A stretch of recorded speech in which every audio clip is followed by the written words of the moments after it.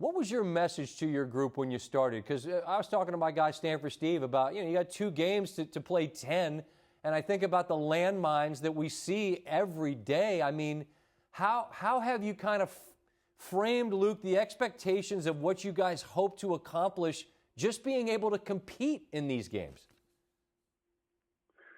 Well, I'm not going to take all the credit. I think a lot of the credit is taken 4 years ago when we won 4 games and should have won 1 game, that we had to go through a lot of adversity, take a lot of punches with a lot of these same guys that really helped them mature and make some decisions.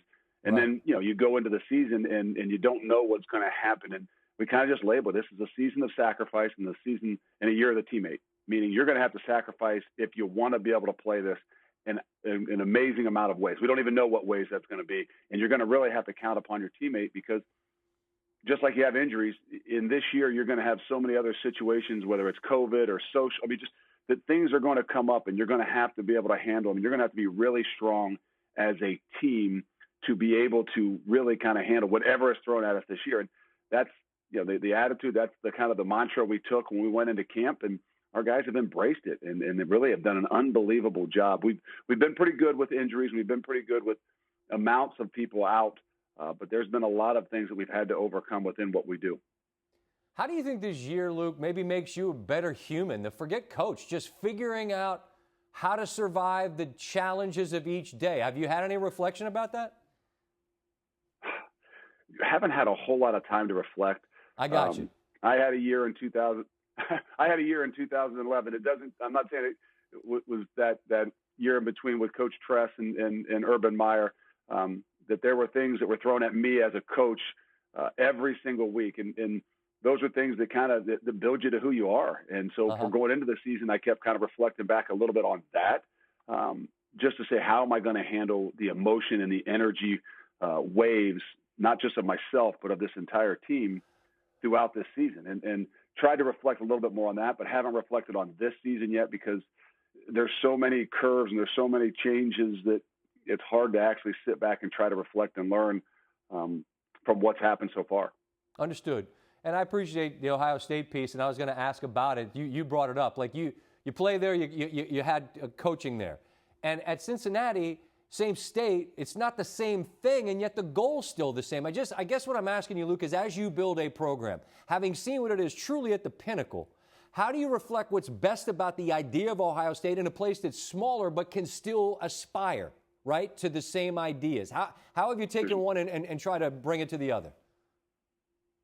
Well, sometimes you have to experience, you have to see what it looks like, and that's hard because a lot of kids, whether it's out of high school or not, they've seen what the best has looked like, but they don't always know. And for me, I think that when I came in here, I thought the biggest thing wasn't the size and the speed, but more the mindset and the mentality. And that was what was so unique about, where I was at Ohio State, that you just had this mindset and mentality that you weren't going to be beat. You had this expectation.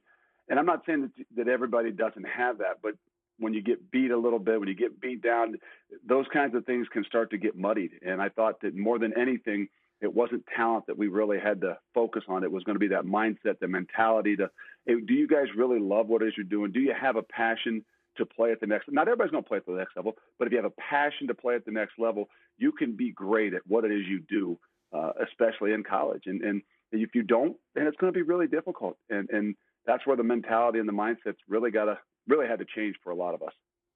What's the mentality and the mindset of what you see on Tuesday night, wherever you guys find your name with those first rankings? How do you tell your team to digest that?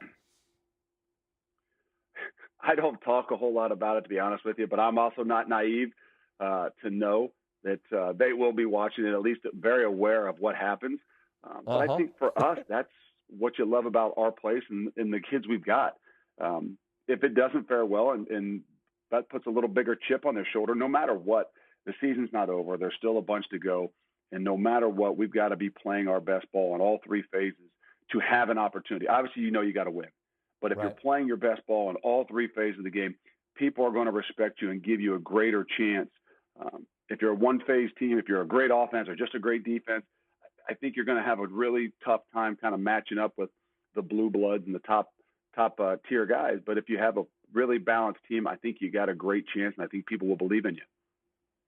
My guy Stanford Steve's up there trying to play matchmaker. He's like, they got an open date. Ask him about the open date. I mean, it's easy hypothetically, Luke, to thought, hey, BYU, you're out there, we're over here. I mean, like, let's get together. I mean, is that just like sports radio talk, or is that the kind of thing that, if necessary, could happen? If it's been talked about on sports radio, then maybe that's where some of our guys have gotten it. Because I've had a few of them kind of nudge me and ask me about it. I know that's what they think about. I know that that's in their minds. And the great thing about the kids that we've got is they really are competitive, and it doesn't matter to them. They just want to compete. And I think that, what we've gone through this year, whether it's through camp and through all this stuff, it has increased their passion to compete. And if that means that there could be a chance to maybe play a BYU, maybe you don't get in and you say, you know what, we want to go play them and see if there's some way we could do that just for our guys to be able to compete at the highest level.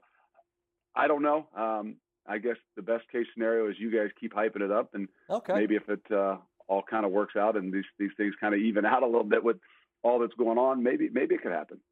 All right, well, I'll let you put your coach hat back on and say, fellas, let's prepare for Temple on Saturday at 4 Eastern, and then we'll worry about Tulsa, and then we'll worry about down the road. Because I understand that's what you need to do, is keep your focus on the here and now, and I appreciate that. But, Luke, I think what you've done is you've given your guys a reason to dream beyond that, and I think that's what's really cool. So congratulations to you and your guys, and best of luck the rest of the way. Have a great Thanksgiving, all right? Well, I appreciate it. Thank you. Thanks for watching ESPN on YouTube. For live streaming sports and premium content, subscribe to ESPN+.